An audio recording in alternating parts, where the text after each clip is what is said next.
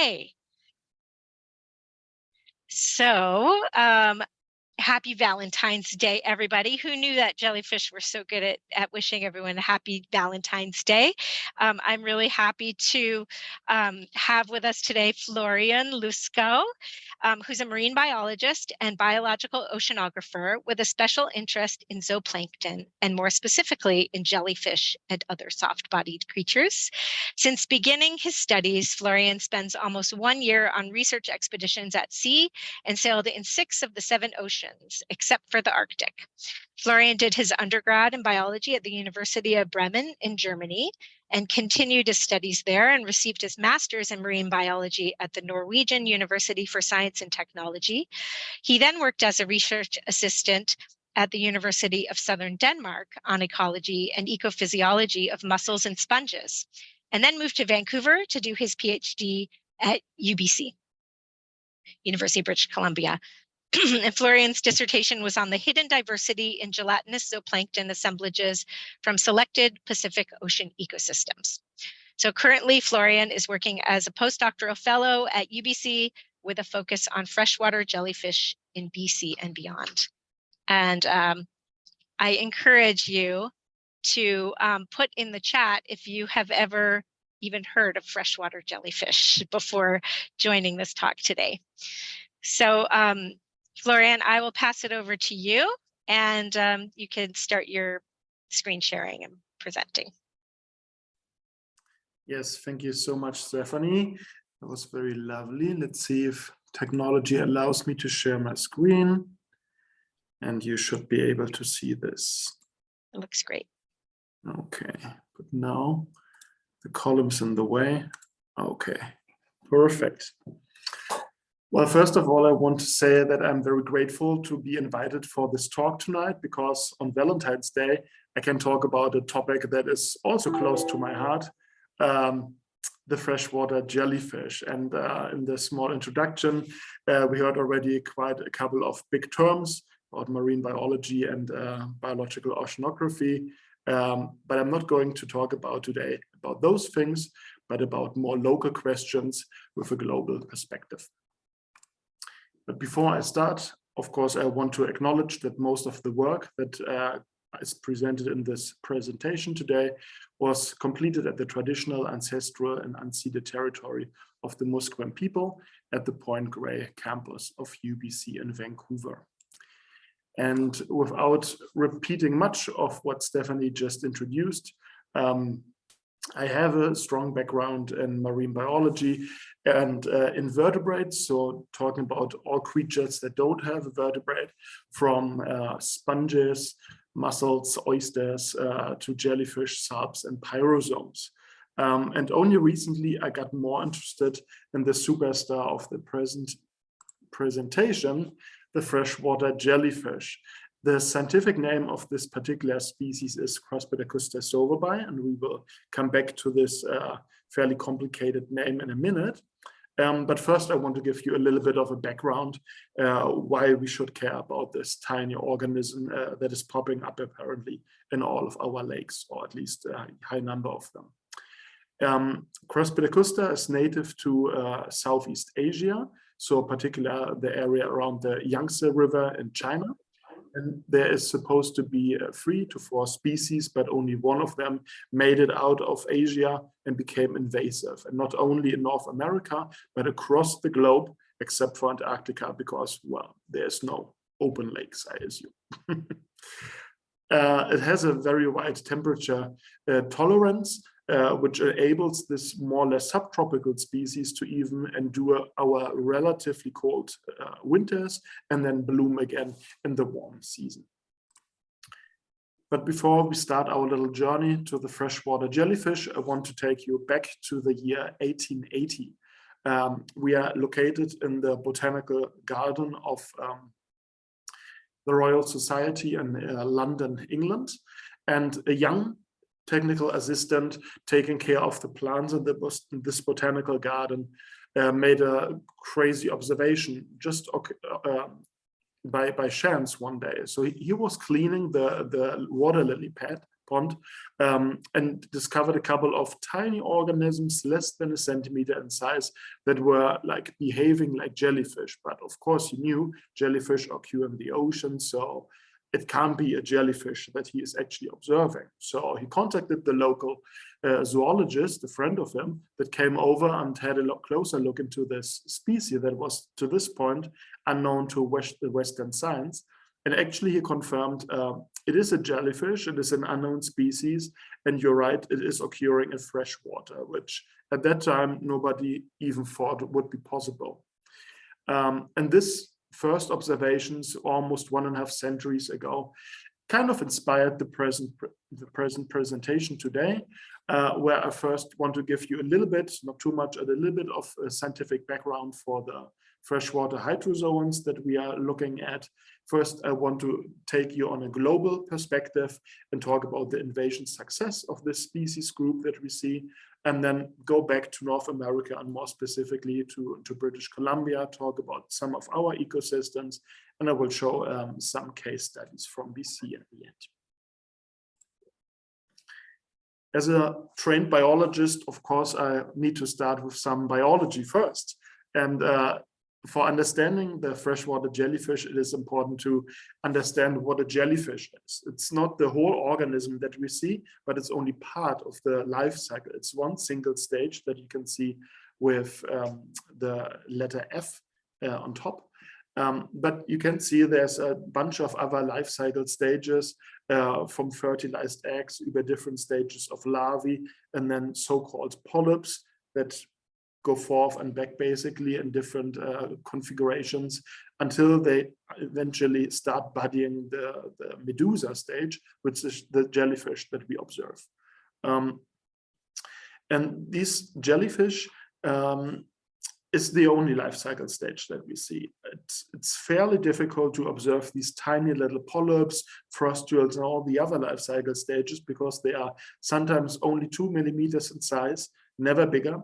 And they like to live in the hidden world. So everything that is dark, that is overcasted, that is almost covered with mud, that's where these little creatures thrive. And interesting is also to mention that in invaded areas, not only in North America, but also beyond, the jellyfish populations are of one sex only. We all know, well, for sexual reproduction, we need 2 sexes, the females and the males. But this is usually not the case, not in BC, not in the US, and not somewhere else. And I will come back to this weird phenomenon that kind of tries to trick evolution. Just to give you an idea about how these creatures look like, I added 2 pictures. On the right-hand side, we see the medusa stage, so the jellyfish that never grows bigger than a thumbnail. So these creatures do the same as jellyfish, moon jellyfish, for instance, as we know them from the ocean, but they stay small. They never grow bigger than, let's say, an inch in diameter. They do the same pulsation movements as we know from the moon jellyfish, except that they appear very hectic. They have a much higher frequency while doing this, and they not only have, let's say, 50 tentacles, but 350. So it seems a little messy around the umbrella, and it's very hectic what they do. This is the jelly as we know it. What we basically never see is the creature on the left-hand side, the polyp. As I said, they are never bigger than, let's say, 2 millimeters and transparent whitish in coloration, and they are hiding somewhere in the shadows. Just to give you an idea about the different parts of the life cycle. But what we observe and what is basically the catching part of the freshwater jellyfish are these dominant blooms that we see in summer, because the freshwater jellyfish doesn't occur like 1 or 2 or a dozen of them. They occur in thousands and tens of thousands together in a relatively short period of time. So literally from one day to the next, you see these massive blooms. And this is a picture taken in August last year in Kiliani Lake. Some of you might know it. It's a lovely little lake between Sydney and Victoria, relatively shallow. And this jellyfish bloom has been reoccurring since 2010. So it's a very reliant phenomenon that really sparked my interest. And when I'm out at Kiliani Lake and other sites, I engage a lot with the locals. Most of the time it's actually kids, because they are much more fascinated by these like apparent, weird creatures. And one comparison that a kid told me once was, it feels like swimming through grapes when he's swimming in such a jellyfish bloom. And it's a wonderful comparison because the size works. And when you're in the water with them, it really feels like, being connected with them, but without any harm, because our skin is too thick, so they can't really harm us. And so swimming with them, even without a dry suit, is perfectly harmless. But coming once back to the beginning, to 1880, when the freshwater jellyfish was first described. So I made an effort and accumulated or compiled basically the available literature on freshwater jellyfish that has been published since the beginning, so in the last 150 years, and then plotted the number of publications, so scientific articles on the y-axis as a measure of scientific interest, and then on the x-axis you obviously have the time in decades. And in this graph I compared the attention that has been paid to different life cycle stages. And as you remember from the life cycle drawing, we have the Medusa stage, so the jellyfish, and other life cycle stages, including the polyp. And what is most apparent in this graph is that it's the dark gray that dominates the picture. So we know a lot more about the Medusa than we know about all other life cycle stages, even combined. If we go one step further, we do the same kind of analysis for our freshwater jellyfish Craspedacusta in dark gray again, but then compared with the scientific knowledge that we have on other freshwater jellyfish on a global scale. On the one side in black, we have Limnocnida. It's a jellyfish group that occurs in Africa and in India predominantly. And then we have Astrohydra in the light gray that is primarily restricted to the Japanese islands. And again, we see the same picture. Craspedacusta really dominates the picture. It's literally since the beginning until recent day that we know so much more about that species group than all others together even. And when we talk about global knowledge, global available information on this organism group, the freshwater jellyfish, of course, we can't only restrict ourselves to English literature only, but we have to look into other languages. And as I'm German and know some other Romanic languages, of course, it's easier for me to dive into the other languages just like listed up there. But while doing this analysis, we're leaving out a lot of other important languages, especially from the Asian continent, where these species groups thrive. And however, what is basically shown in this graph is that the English literature dominates our knowledge gain on freshwater jellyfish since the beginning, even though it got a little bit more diverse, let's say since the 80s. And this is work in progress. I'm really curious to see how this will change once we include languages from China and India. And before I go into a little bit more anecdotal storytelling regarding our freshwater jellyfish, I need to introduce you to a few more graphs.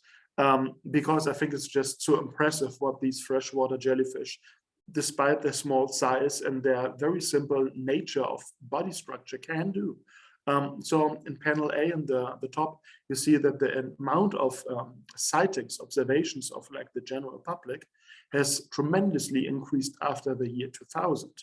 Why this is the case is still up to debate. There's some theories, but as you see in panel B, the habitat type is quite diverse where these little creatures occur. It's absolutely the majority of habitats are lakes and ponds, but they also occur in other artificial water bodies like reservoirs or even canals and rivers, but this is a smaller fraction. So the majority of freshwater jellyfish we find in Canada and globally in natural water bodies of relatively small size.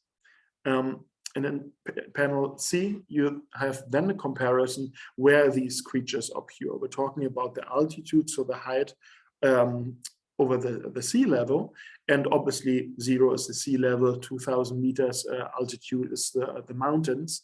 And because most human settlements and cities are close to the shores, in the valleys, in the rivers, so they are relatively near the sea level. So most of the observations we have are below 500 meters. But what is interesting is to see that they can occur in lakes, for instance, South America or in Europe, that are even up to 2,000 meters high. Really a small mountain lake that is relatively cold, relatively poor in nutrition, and they still manage to live in the population there. And I think that's what impresses me the most in this regard. We compiled all this global information about where these freshwater jellyfish occur, and when we look in the left drawing, we see all these yellow and the red dots. While they are different colored, is not so important now. What is important is to see where these dots are located. We see most of them are actually in the eastern part of the US, a little bit at the west coast. We see them dominating Central and Western Europe, and we see quite a bit in Japan and obviously in China, where they occur natively. And with some habitat suitability modeling and temperature envelopes of all these regions, we were then able to create the map on the right hand side that basically describes the species present distribution range. Just for like explanation, the warm colors show a high probability that Craspedacusta occurs.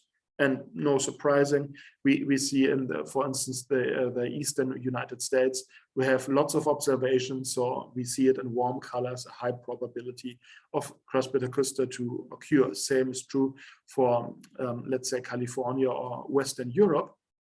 But when we look a little bit more closely into the area where BC is, we see there's yellowish, greenish color. So it is kind of 50-50. It could occur at the present moment. It could not occur at the present moment. Okay.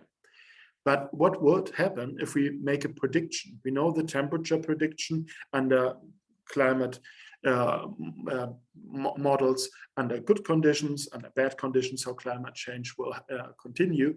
So in the next graph, we see a prediction of these habitat suitabilities in the year 2050 on the left column and 2100 on the right hand side.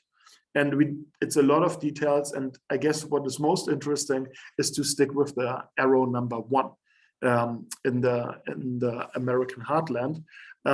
So just going one slide back, you remember that in BC, it's yellowish, greenish colors, and it kind of stops the distribution range in mid-BC.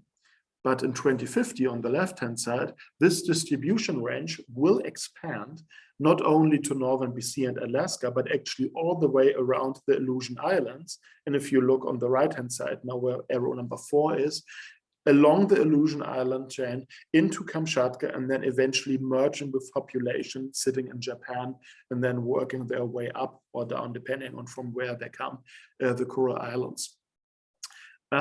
This will not dramatically change in 2100, but this is a tremendous range expansion of like several 100%. And it's not only a matter of occurring, it's a matter of interaction. So it is then interesting to ask, what do the freshwater jellyfish do at the present moment with the natural environment, and what will they do in these invaded environments? Because ecosystems, food webs, they have not historically, evolutionarily been adapted to host freshwater jellyfish. So it will be interesting to look at what will this change. After talking on the big scale, I want now in the second part of my talk, come back to the broader regional scale and talk about the freshwater jellyfish in BC and North America. And this brings me back to the year 2020. I came back from a visit in Europe, and as it was back then, I needed to quarantine for 2 weeks because of the COVID pandemic. And as I was in the middle of my PhD, I did quite some readings. about marine jellyfish and salps, what my PhD was actually on, but I got sidetracked and thought, okay, there's some articles about freshwater jellyfish. I didn't know at that time it's a thing, and got pretty much interested and then asked, okay, we have like so many pristine, wonderful lakes in BC. Could there be freshwater jellyfish in it? From a very curious academic point of view, right? And after digging a little deeper into social media, I discovered, well, there's quite some reports about freshwater jellyfish. It's nothing really confirmed, or it's very speculative, but there is ideas around, okay? So out of quarantine, and then decided to go to Kiliani Lake between Sydney and Victoria, very small, charming lake, only 5.5 meters deep at the deepest point. Took out a little boat and started my search for freshwater jellyfish. And this is basically what the lower picture shows, me and the very first freshwater jellyfish I ever saw in my life, not even knowing what ramification this could have, basically for research, but also for biodiversity, conservation efforts, and also management questions. So I started to spread the word. I talked to several newspapers, radio channels, and was even twice in TV with this, and asked people whenever they see something to just write a message, call me. So we basically can create a citizen science project and a network of local people who make observations and then transmit this to the scientists.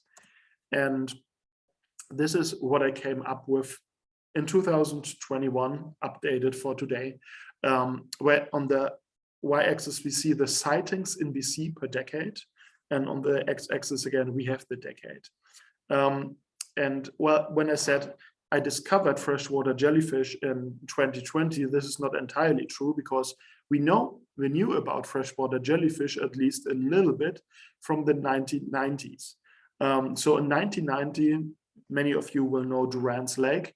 There were jellyfish observed, and in 1991, even in Glen Lake in Langford. So at that point, it was very descriptive. It was a very small report about what these jellyfish are, speculation about where they came from. But basically, that was all the knowledge that was available at that time. So I reached out to a couple of scientists in the US and to former people who have been working on jellyfish, fresh or marine, and started this engagement with the public. And what is clearly shown in this graph on the right-hand side is that we have this exponential increase in observations of freshwater jellyfish in BC. And just to confirm, an observation is here defined as a sighting that is verified by at least 2 persons independently, with a picture or at least a very accurate description.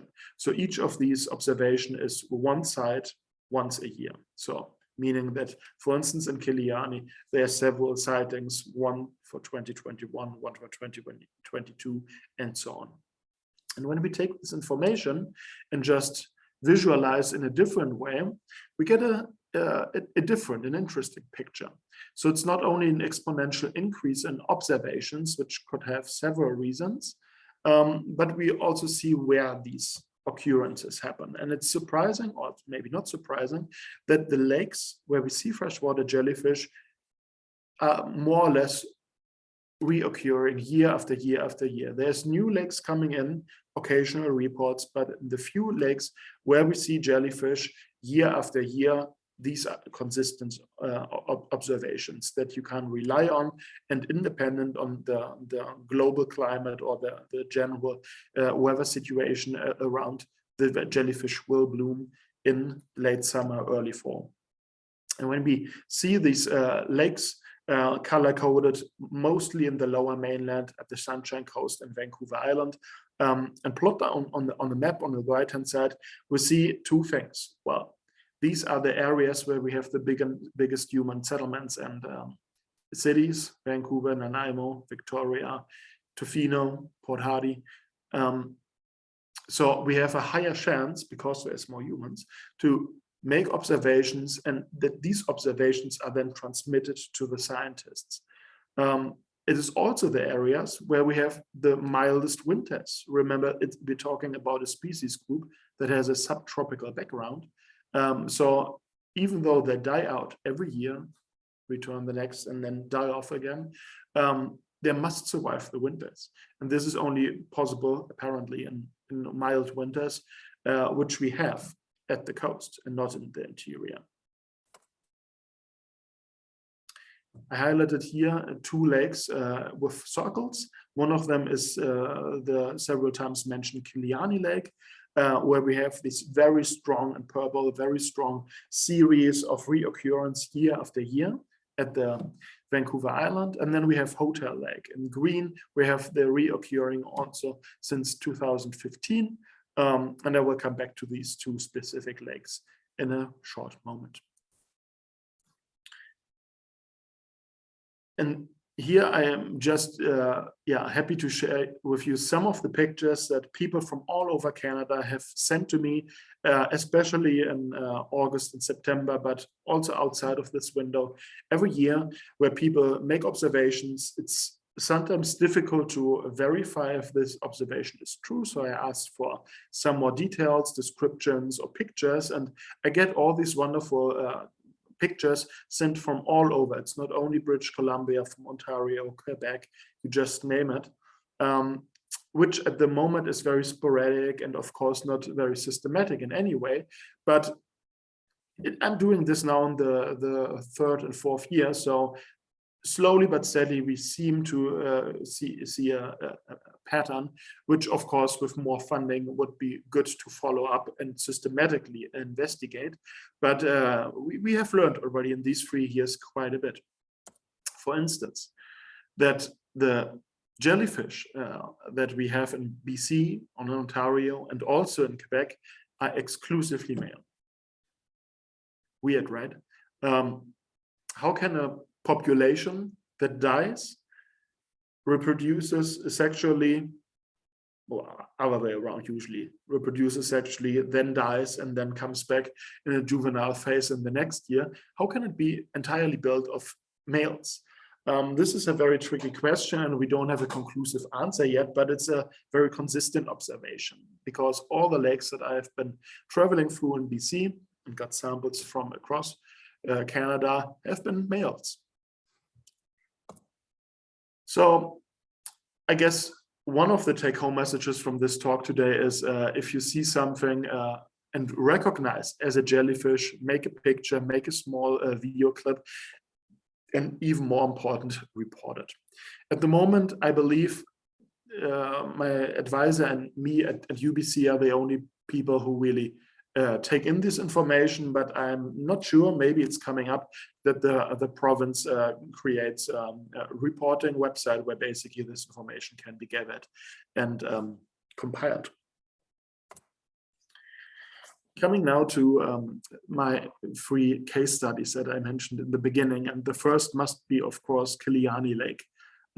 For those of you who are not familiar with this, we're talking about this blue patch in the top of the map. Looks like a T a little bit. Very small lake. It's in proximity of Prospect Lake, much bigger one, which probably most of you know. And from parking along the side of the street, it's like a 20-25 minute walk up there. And it's a lovely lake. It's sheltered by forest. It's very protected. It heats up very quickly, so you can have surface temperatures of up to 25 degrees Celsius in the summer, which, just as a reminder, is of course important for a subtropical species to develop. So I guess those are some of the factors why we see these freshwater jellyfish blooms coming up year after year in Kiliani Lake, usually, let's say, between mid-July and August, end of August. And I have been there first time in 2020. And as I mentioned, I talked with some newspapers and radio channels afterwards, and the media attention to this topic was enormous. Because, well, first of all, it's unusual, of course, because nobody really have ever heard about freshwater jellyfish before.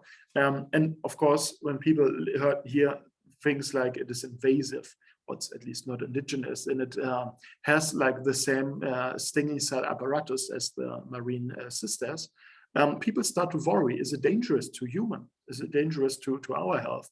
And the clear answer to that is no, it's not, because our skin is just too thick. So the stinging cells, nematocysts sitting along the tentacles can't just penetrate our skin, and they miss the chance to inject any toxins. From that point of view, humans are safe, great. But what about the living environment? What about juvenile fish larvae, eggs, zooplankton, so basically the prey of the juvenile fish? What about those? So all these interactions, who is eating whom, are maybe the freshwater jellyfish themselves considered new food for, I don't know, adult fish, juvenile fish, other invasive species like the bullfrog? That is all open questions. And again, scientists like us in the early phase of exploration depend quite heavily on reports from the public. So any observation is of value at this point, and we just need to look more closely into observations from the field and also experimentation in the laboratory. And as I mentioned before, jellyfish in this lake, and I sampled it now 3 years, and all of the jellyfish in Kiliani Lake have been shown to be males, which of course evolutionary doesn't make much sense because sexual reproduction is doomed to fail. So the only population regrowth can happen over asexual reproduction with the polyps. And this asexual reproduction is happening every single year, otherwise we wouldn't see the jellyfish. But as long as they are not able to reproduce sexually, have recombination of genes, they are not adaptable. They are doomed to use the same prey field, environmental tolerance windows and such as the years before. And if there would be an environmental change, they wouldn't be able to adapt, not at the present state. And I will quickly stop sharing my screen and switch over to video, which I hope you can see now. Okay, and it's very short, but we are back to Kiliani Lake. This is a short video clip from August 2022, showing just like the bare numbers of these jellyfish. It's not something that you may see or may not. Well, there's literally no way how to avoid those jellyfish once you're at the site. And I will just quickly play it again. These jellyfish are sitting apparently straight at the surface. So when I did some sampling, I was able to, sitting on a standard paddleboard, just scoop them with a jar from the surface, straight and easy, and collect them in a little bucket straight on my paddleboard. But this is like with an iceberg, probably only the tip of what we see. And there's likely many, many more, or maybe even more at depth.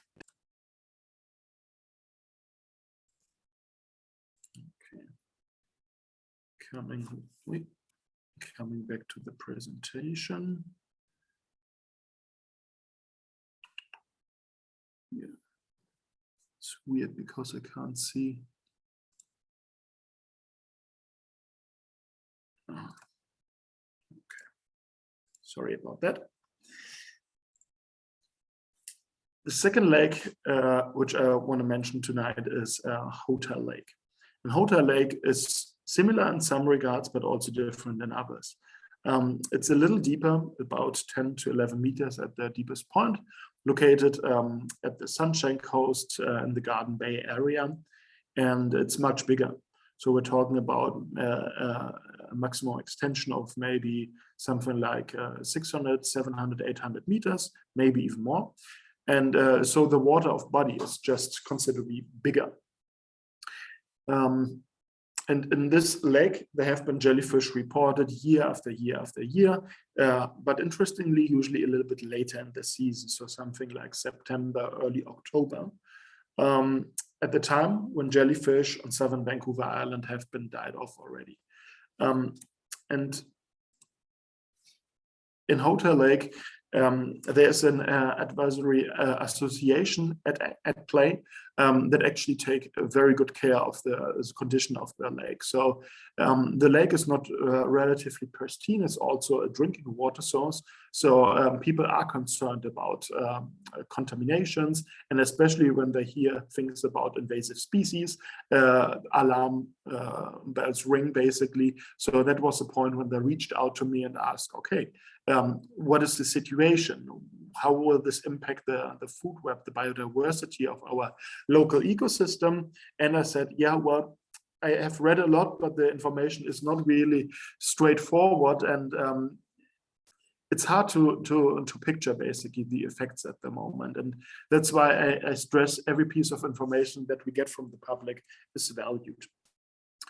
Okay, I will stop sharing for a moment and quickly open another video. Sorry.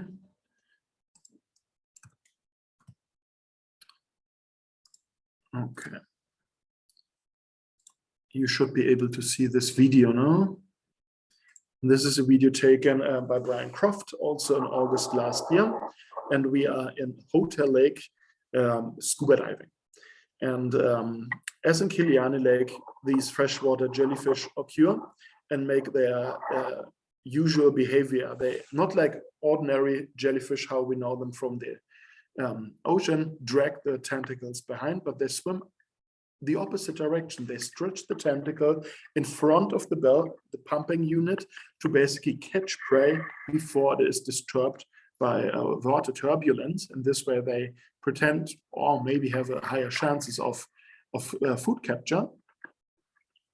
This is how this little creature pumps and does it all day. They never sleep, they never rest, they just keep going. Okay. And as I mentioned, also all the jellyfish that have been collected in Hotel Lake are males, interestingly. Okay, quick change of scenery. We're moving now to the east coast of the continental US and Virginia, where my supervisor and I, Evgeny Pakamov, and I had the great opportunity to sample freshwater jellyfish in a lake at the local university. And it is very curious to see that jellyfish in this lake turned out to be all females. There was not a single male jellyfish inside, despite having a vibrant, functioning population. And same story in this lake. We saw a lot of newspaper awareness and interest because, as you can see, directly located on the campus of William and Mary College, people walk by this place every day, probably several times, and they make observations. So they have a desire of sharing this information, which is of course much appreciated by scientists like me. And they are all females, as I just mentioned.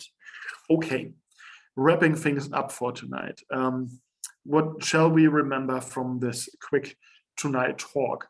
Well, Craspedacusta sowerbii, this freshwater jellyfish, is widespread in southern and southwestern BC.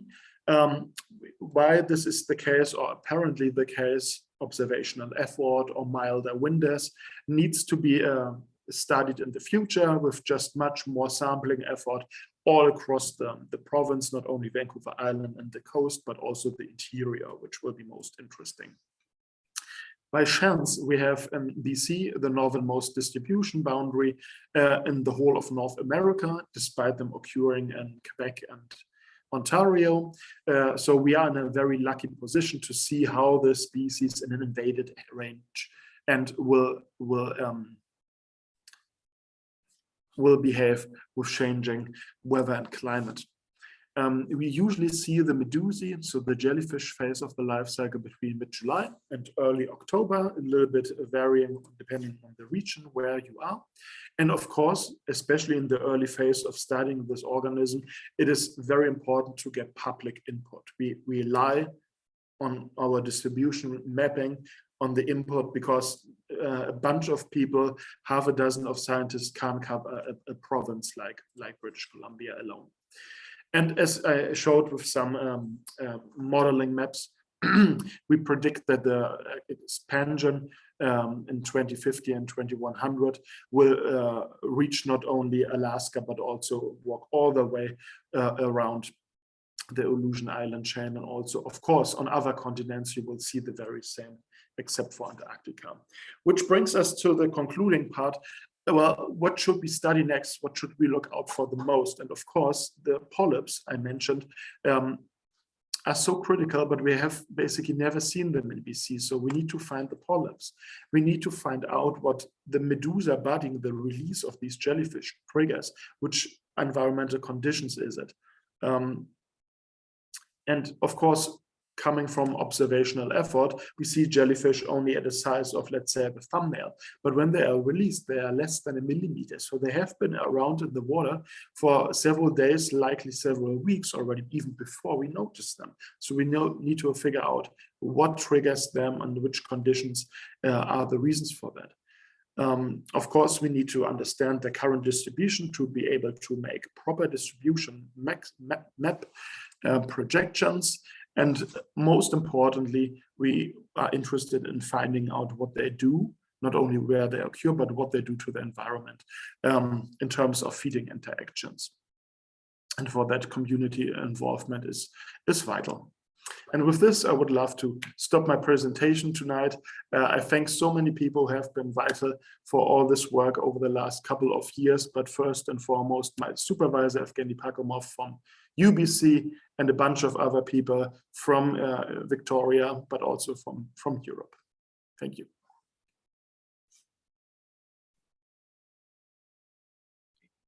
Thanks so much, Florian. That was so interesting. We've got some questions in the chat. Yes. And also, you might want to check out it. David Fraser found that in our archives of the Victoria Naturalist magazine, I put in a link. I was able to find that. I haven't read the article yet, but did you know that there was, you probably found that in your, it's one of the points in your data set? It is. Well, I haven't followed up on this particular link, but yes, I assume it refers to the 1990 and 1991 observations in Durance and Glen Lake. Yeah. Okay, great. So one of the, I just put in a link there as well, that I know through the Invasive Species Council of BC, on the website, there is a form that you could fill out for if you do, for any invasive species sightings. So that's another way. I think getting it straight to you is probably the most efficient way. But if people aren't aware, there is also that form, as well as through an app, which I just checked. Report Invasives BC does not include freshwater jellyfish. Well, I hope they will change it soon. I mean, like, yeah, evidence we get that it's actually a thing. We don't know if it's harmful at the moment, but yes, start recording early is good. Yeah, exactly.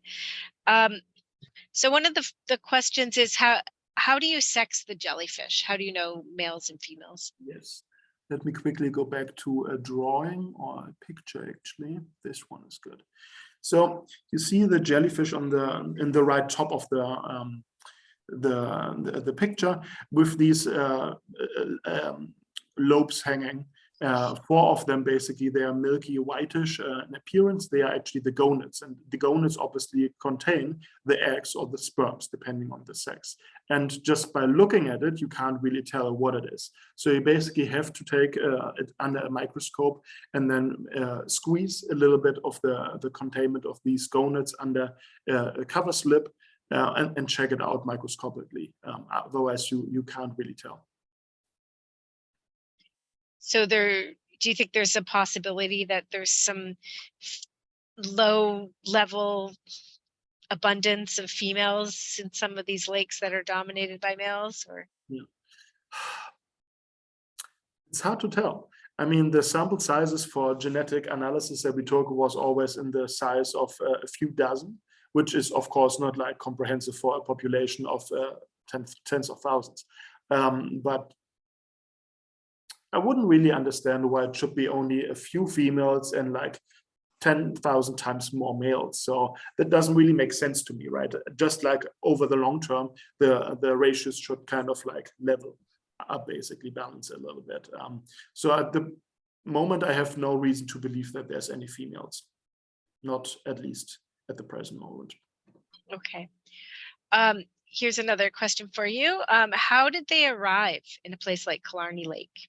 Yes, I always get that question, and it's probably the most tricky one. I can't answer that. We have a bunch of theories, and like the wildest one go actually back to the end of the Second World War, when American soldiers basically came to Japan, came to China, and traveled quite a bit around.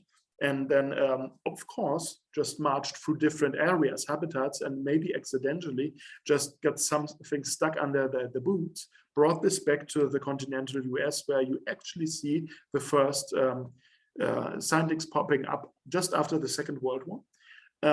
So there might be a correlation at this, but there's no way how to basically show that this is true. Another interesting hypothesis at the moment is that migrating birds are responsible for this. So they sitting in one lake, let's say in northern Asia, and do their business. They swim around, they feed, they poop, they do what they do. And there's so many ways how to basically take up all those polyps and frustules in particular, not the jellyfish, but these like resistant silent bodies.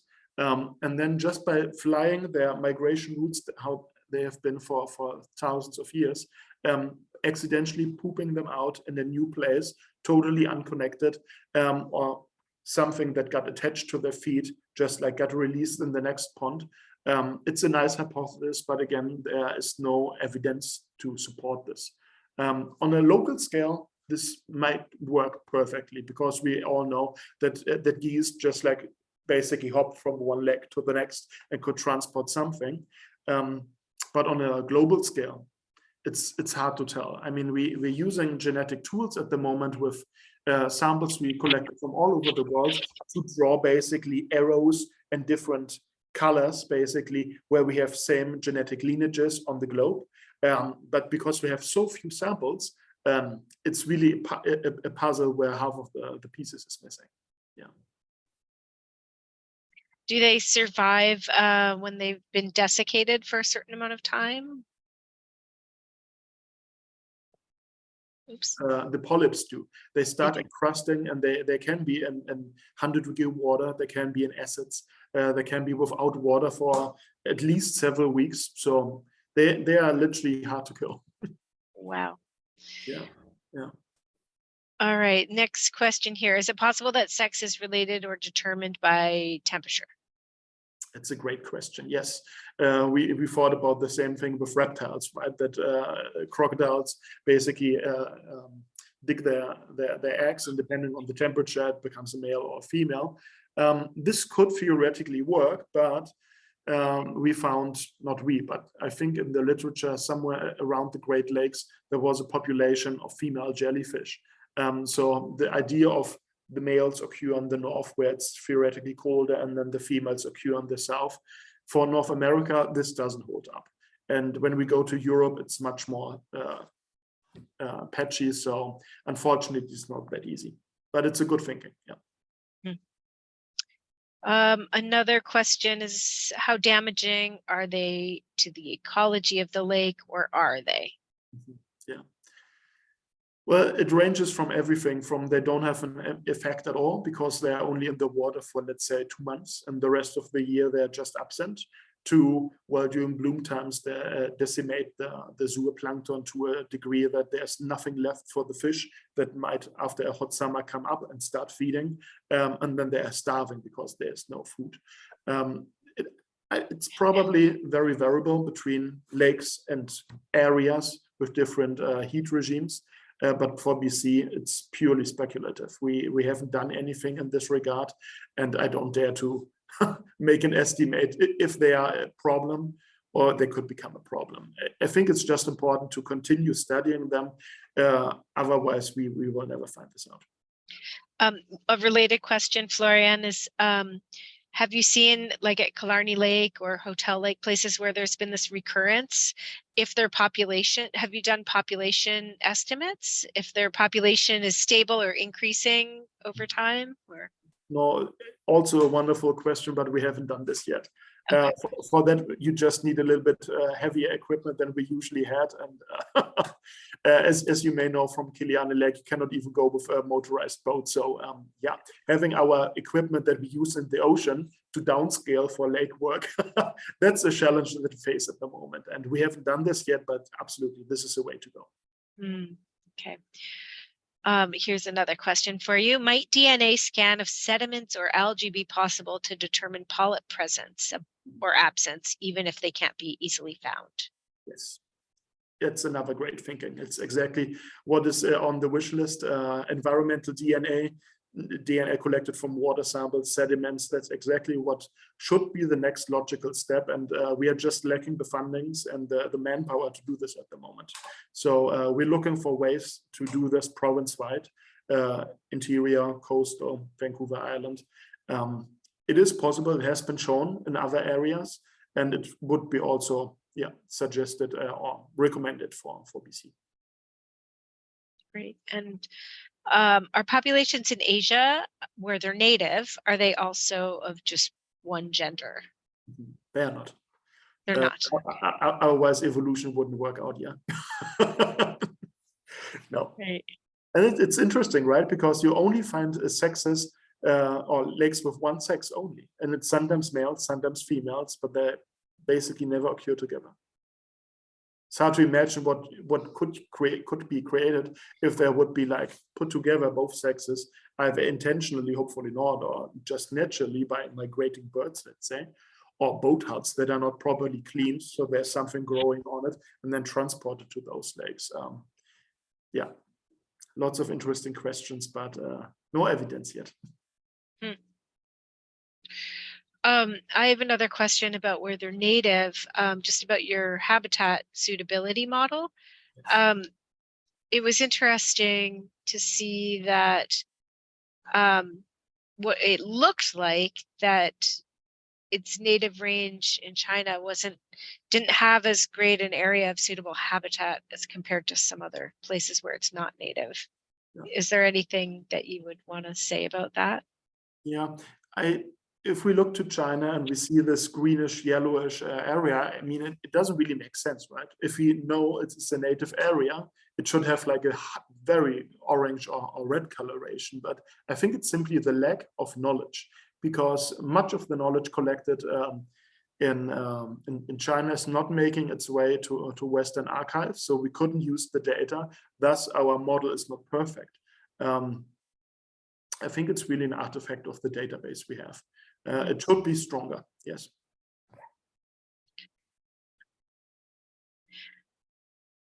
That's interesting. Yeah, so in China or in its native range, there's males and females. Do you see the same types of, have you been there? Do you know if it's the same types of blooms? Presumably they have got predators and their population isn't exploding like it is as an invasive species, but it's a very interesting area. I haven't been there personally, but it's also on the wish list to study those populations as well. So they occur along the Yangtze River. And I haven't been, but what I read about this area is that you have like flooding areas, very shallow areas that are occasionally flooded during the summer.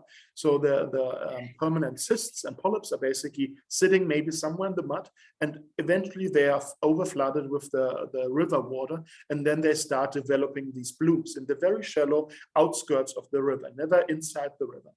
And once they are drained again, the blooms come to an end, and probably the cysts and the polyps just rest until the next flooding. So they may be even shorter than the ones we have, but it's really difficult to get a handle on the literature from that area. So you would need to be there to collect your own data or have colleagues who basically have access to those information. Yeah. Does anyone else have any questions? Feel free to unmute and just say them out loud, or put them back in the chat if you'd like.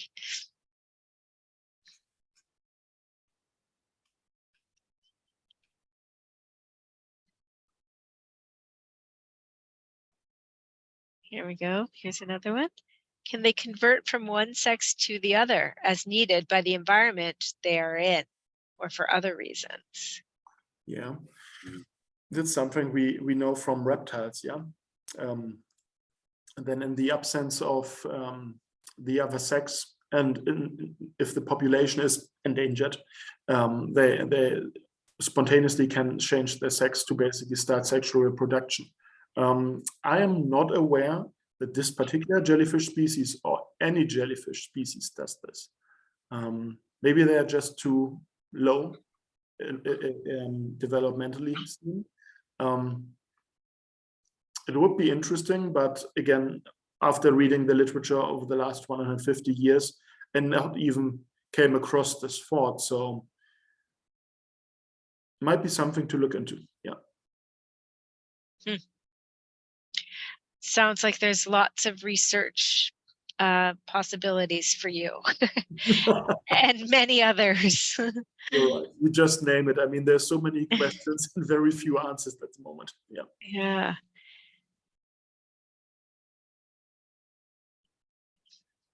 Any other questions? Yeah, thank you, Florian. It's so interesting.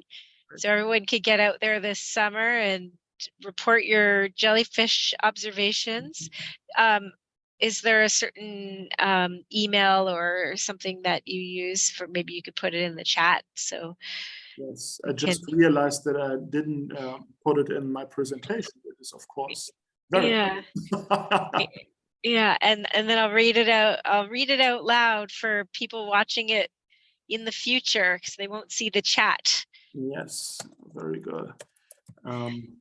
So basically, I can be reached with my name at UBC very easily.